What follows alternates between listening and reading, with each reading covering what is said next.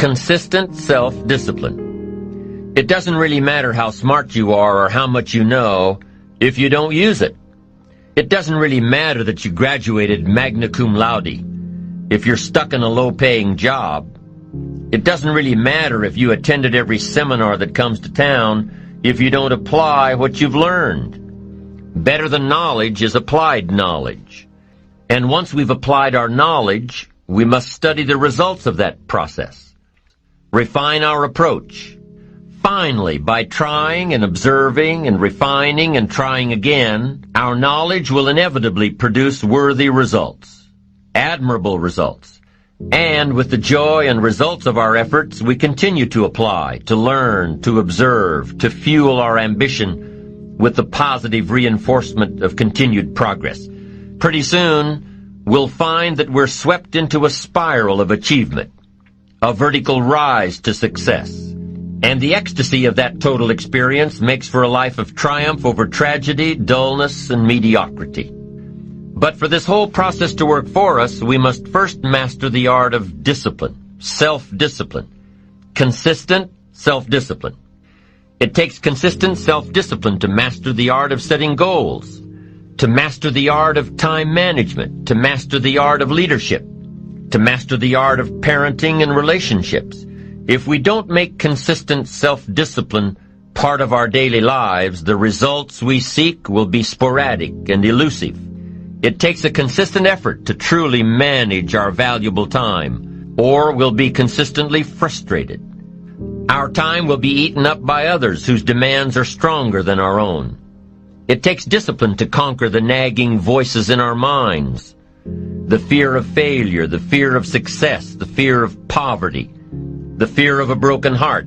It takes discipline to keep trying when that nagging voice within us brings up the possibility of failure. It takes discipline to admit our errors and recognize our limitations. The voice of the human ego speaks to all of us.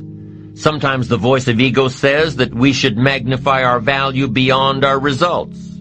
It leads us to exaggerate, to not be totally honest. It takes discipline to be totally honest, both with ourselves and with others. Be certain of one thing.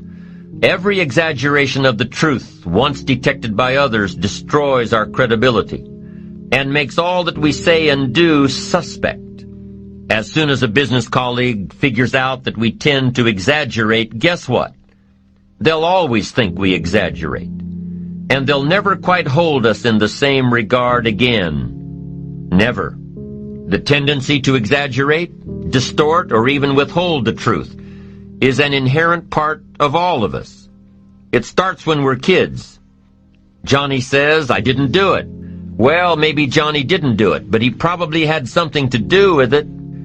And then it continues when we're adults, exaggerating the benefits of a product to make a sale, exaggerating our net worth to impress old friends, exaggerating how close we are to closing a deal to impress the boss.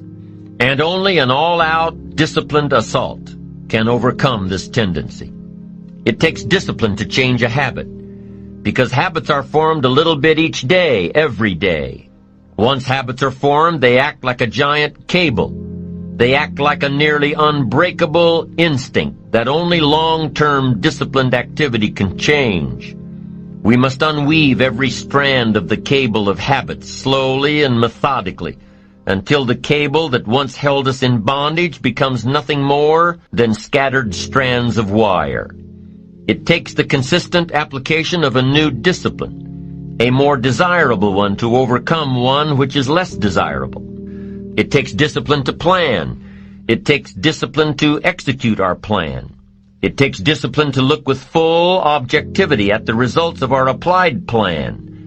And it takes discipline to change either our plan or our method of executing that plan if the results are poor. It takes discipline to be firm when the world throws opinions at our feet. It takes discipline to ponder the value of someone else's opinion when our pride and our arrogance leads us to believe that we are the only ones with the answers. Discipline is an awareness of the constant need for action and a conscious act to implement that action. Discipline. Discipline is the bridge between thought and accomplishment. the bridge between inspiration and value achievement, the bridge between necessity and productivity. Remember, all good things are upstream. The passing of time takes us a-drifting, and drifting only brings us the negative, the disastrous, the disappointment, and the failure. Failure is not a cataclysmic event. It is not generally the result of one major incident, but rather a long list of accumulated little failings. Failing in life is failing to think today, failing to act today, failing to care, to strive, to climb, to learn, to keep trying, day by day. If your plan calls for saving $10 today and you save none, you're down $10 today. Now the danger is looking at an undisciplined day and concluding that no great harm has been done.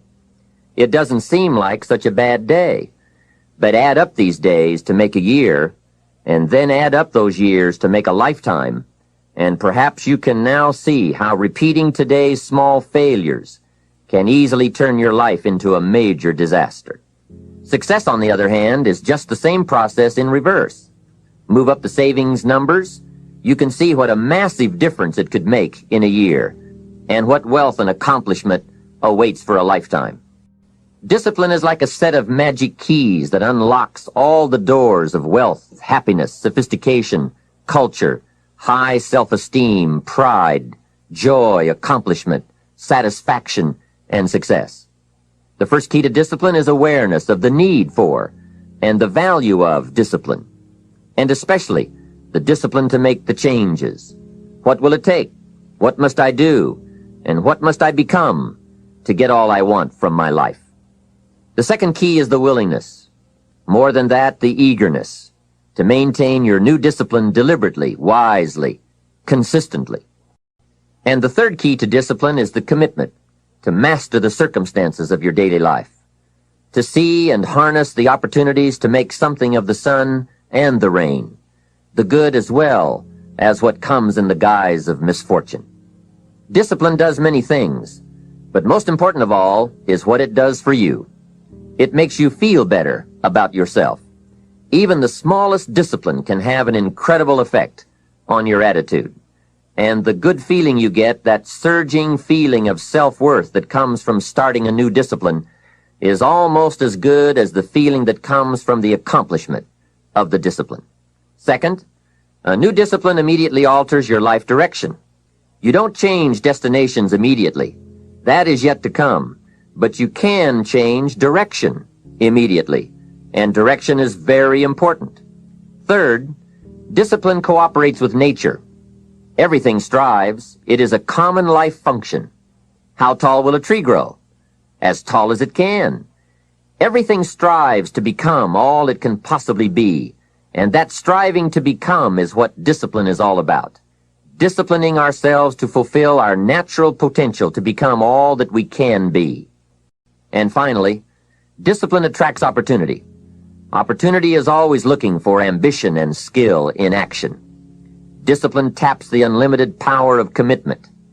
The human will in action, driven by inspiration, enticed by desire, tempered by reason, guided by intelligence, can bring you to that high and lofty place called the good life. Discipline, those unique steps of intelligent thought and activity, that put a lid on temper and a faucet on courtesy, that develop positive and control negative, that encourage success and deter failure, that design lifestyle and control frustration, that enhance health and curb sickness, that promote happiness and manage sadness. Discipline, the start and the continuing process that brings all good things. And remember, anyone can start the process. It's not if I could, I would. It's if I would, I could. If I will, I can. So start the new process. You can begin a new habit no matter how small it is. Small isn't important. Whether or not you start and whether or not you continue are all that is important. And don't be deluded by an affirmation. Only affirm what you are truly prepared to do. Many of us delude ourselves with our words into believing that we're making changes and making progress, when in fact our daily activity is taking us in the exact opposite direction of our affirmations. Why would you walk in the opposite direction of your dreams? The man dreams of wealth and walks daily towards certain financial disaster. The man wishes for happiness and thinks the thoughts and commits the acts that take him to certain despair. So to have a prosperous life, start a prosperity plan. To become wealthy, start a wealth plan. Remember, you don't have to be wealthy to have a wealth plan. A person with no means can have a rich plan. If you are ill, start a health plan. If you don't have energy, start an energy plan. If you don't feel good, start a feel-good plan. If you're not smart, start a smart plan. If you can't, start a can plan. If you haven't, start a have plan. Anyone can.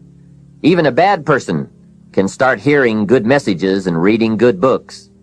Recognize that the start of the better life, the happy life, the wealthy life, is today. This is exciting. Both the process and the result can begin today. Start the new journey today. If you think of a new idea, today is the day to begin the discipline of putting that idea into action. Set this day up as a long, busy, exciting start for your new life. Get your first book for your new library today. Begin your new practice of setting goals today. Start clearing out a drawer of your new orderly desk today. Start eating an apple a day on your new health plan today. Put some money in your new investment for fortune account today. Start reading with intensity for your new wealth of mind plan today. Write a postponed letter today. Make a delayed telephone call today. Pick up your camera and take a picture of something to start your new treasury of photographs today. Get some momentum going on your new commitment to the better life. See how many activities you can pile on in this first day. Go all out. Break away from the negative downward pull of gravity. Start the thrusters going. Prove to yourself that waiting is over, hoping is past, and that faith and action have now taken charge. It's a new day, a new beginning for your new life. With discipline, you can't believe the list of positive moves you can make in the first day of your new beginning. What have you got to lose? Only the despair and fear and guilt of the past. Only the dissatisfaction and unhappiness and lack of fulfillment of the past.